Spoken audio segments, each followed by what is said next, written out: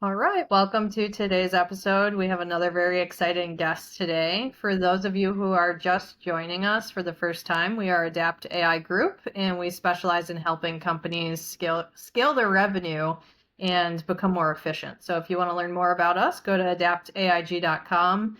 But the real reason we're here today is to talk to Roberto Meza. He is the CEO of Hardy Provisions, and we're really excited to have you here today to talk about quiet logistics and loud change and how we're managing resistance with AI and all the changes that are coming with that. So thank you for joining us. I'd love if you could just kind of kick us off, tell us about yourself and your company. Totally, yeah. Thanks so much for having me. Hardy Provisions is a food hub. We're a local distributor that promotes values across the supply chain related to equitable um, access to nutritious food. We work with local farms and ranchers, CPG companies, local producers, and we sell and distribute those products to institutions, primarily right now schools, hospitals, as well as food service companies, small food retailers, retail stores, and restaurants. Very interesting. I love that. Like when AI first started kind of rolling out, what was the vibe you were feeling with your employees and your team with their either acceptance or resistance to that, all the change that's coming? Yeah. Well, I think there was a lot of distrust. There's a lot of feelings of not quite understanding this new tool and how it was going to be used and what information should be exchanged with the AI agent or the language model. And I really started to use it in more of a copy editing sort of way. And I think it was like maybe like a week or two after ChatGPT came out, and I started tinkering with it and realized that it sped up a lot of my kind of initial stages beginning to map out and develop a particular policy, a strategy, or an idea. So I started using it more for like copy editing and brainstorming. And when I shared it with my co-founder, he was like, "Oh wow, this is awesome. Like we could really get more work done in less time." And I started to really see it in that way. But it did take a little bit of time to get our staff to use it and adopt it because we didn't know a lot of the different modes that we could use it now. And so um, by sharing how we were using it, especially back then, we were using it for um, kind of editing our grant proposals that we were writing and our business proposals. They were like seeing it more as like, again, like a copy editor rather than a collaborator to develop ideas, to expand and deepen research, to rapid prototype new models. And so that was the kind of initial reaction that we received. But I think deeper down, I think it was a lot of distrust in terms of like, what exactly is this? How is privacy being managed and honored, and what impact is it going to have on our company? Yeah, absolutely. I hear that a lot, that fear factor, and I think once people jump into it and they start seeing the value it can add, they start to make that kind of mindset shift. It's tough when people have been doing things the same way for so long, right? And trying to get them to make those big changes. So how, other than GPT, how are you using AI in your business today? Ooh, that's a really good question. Um, so I've explored a lot of different language models. I do my research primarily on Perplexity for understanding um, kind of the mission or objectives, key objectives of large scale institutions, whether they be hospitals, hospital groups, to just understand how they're organized at a national level, at a local level. That's the kind of research that really helps guide my sales team. And then I'm also looking at SOP creation and risk mitigation. are the two kind of main points that I engage a language model with. In addition to best practices for a logistics supply chain distribution company. But I've done a lot with more strategy development and understanding the cost benefit analysis of going in one particular product or service versus another. And then for local competitive analysis as well. The other way that I use it is in terms of communication. So if, I think we've done a lot of work in team management and different management strategies that align with the philosophy of empowering staff to really become their own leaders within their departments. So I want to be mindful of how I communicate what's important, why it's important, how it relates to their role and responsibility, and how that's carrying the collective enterprise forward to reach our quarterly goals. So I'll try and draft our memos after meetings and just sum up everything that we're doing. And it's sort of acted like a chief of staff in a way to figure out what's important and how to communicate that to my team. And then as we've grown, really looking at what that strategic plan can look like for the next quarter, the next year. Meanwhile, having, our 5, 10 year vision in place. So it's been a thought partner, a kind of a communicator of sorts, intermediary, and also just looking at our support in terms of administration of different. Yeah, I love how you really hit on all aspects of the business. You talked about HR and leadership, how it can help there, operations, admin. It really can hit in any department. There's so many different tools and uses for it. Absolutely.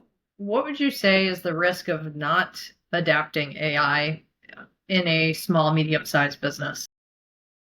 Yeah, I mean, I kind of see that. I mean, now we have an actual chief of staff, which has been a blessing, but I see more mistakes being made and a longer time to course correct and implement lessons learned.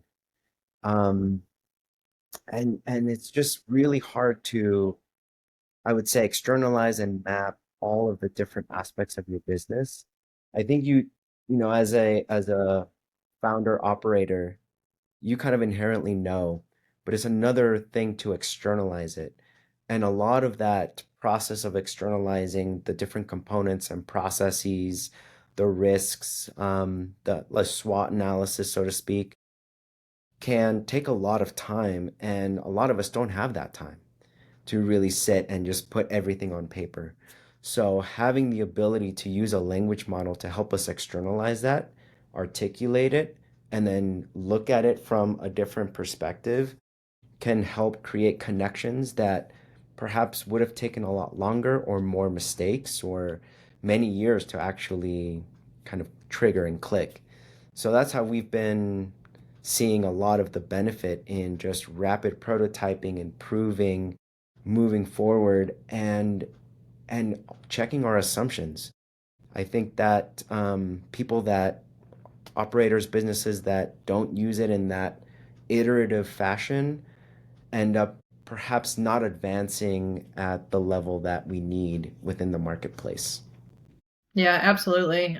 We talked to a lot of logistics leaders on this podcast, and the concept of using AI instead of investing tons of money in these massive ERP systems, right, and warehouse management systems. There are cheaper, faster solutions. They're adaptable, they're easy to learn, and if you end up not liking it, it's not like you've invested hundreds of thousands in it, right? So there's definitely benefits to it. And I agree with you. I think that there's a lot of risk if a company doesn't get on board with it, they're gonna get outpaced, and Yeah, they probably won't survive long term because you've got these big companies throwing tons of money at this, right? So for small and medium-sized companies, obviously you're not going to be able to keep up with that amount of investment, but you definitely need to invest in it, or you're going to get left Agree. behind. I agree. I think it does kind of democratize opportunities a bit more and provides levers and empowers small businesses to really compete on Hmm. that level. We don't have deep pockets, so to speak, the way that national brands do, but we are able to leverage AI in a way that kind of that increases our capacity to be nimble, to pivot, to avoid unnecessary risk, and to benefit from strategies that maybe result in a higher reward. So I think that's really great, and for us at least. I think also for learning other tools. Hmm. We use HubSpot as our main CRM and kind of sales platform, and there's so much to learn in that tool, and it's so modular, and there's a lot of back end work. So I've used language models as my navigator of those platforms, and in creating new workflows and automations in HubSpot, for example, I've learned what HubSpot can actually do and how to use it in a more meaningful way so that I can train my team and my sales staff to really implement it in that way. But it's also been a great coach. So I trained a language model to be our sales coach, so to speak, and embedded it with our values, our philosophy, and the value proposition that we're providing our customers. So now the sales team can just turn to it whenever they have a question about a particular customer or how to move a deal that's stalled forward. As we kind of start to wrap up here, if there was one piece of advice that you could give another co-founder, founder, CEO of a small, medium-sized company who they haven't quite, put their toe in the water yet with AI and they're getting ready to do that, what would that advice be of, how do they get started? Yeah, I think the most important part is to spend time with it and to learn the language, to know that it's not always a matter of asking a question and getting a response or an answer, that it is a, a, a dynamic and a relationship that's iterative. So the more clarity and information you provide of a particular context, situation, or task, the better the result or the better the answer you'll receive. But that can be improved through the dialogue, the discussion, and it can be a really great iterative process that doesn't just begin and end with a question and an answer, but the conversation as a whole and even across time. So I think it's really important to be mindful of the the communication aspects, the words that we use, the different kinds of prompts, and to find what best works for you in terms of getting the information that you receive.